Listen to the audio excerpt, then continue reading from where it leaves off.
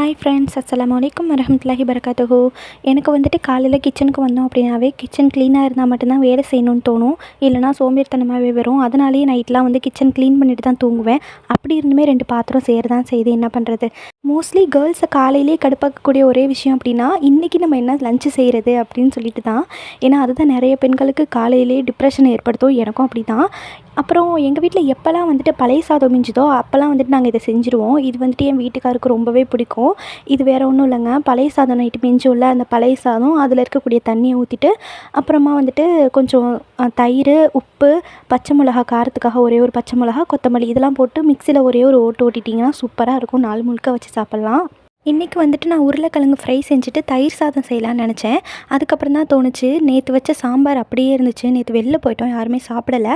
அதனால் வெள்ளை சோறு வடிச்சிட்டு இந்த சாம்பாரை சூடு பண்ணி வச்சுட்டு உருளைக்கிழங்கு ஃப்ரை செஞ்சாச்சு. இதுதான் வந்து இன்றைக்கி எங்களோட சாப்பாடு. எங்களோட மார்னிங் ரொட்டீன் இதுதான். உங்கள் வீட்டில் எப்படின்னு கமெண்ட்டில் சொல்லுங்கள். அப்படியே நம்ம வீடியோ பிடிச்சிருந்துச்சின்னா மறக்காமல் சப்ஸ்கிரைப் பண்ணி சப்போர்ட் பண்ணுங்கள். இன்னொரு வீடியோவில் உங்களை சந்திக்கிற வரைக்கும் அனைவருக்கும் அஸ்ஸலாமு அலைக்கும் வரஹ்மத்துல்லாஹி வரகாத்துஹு.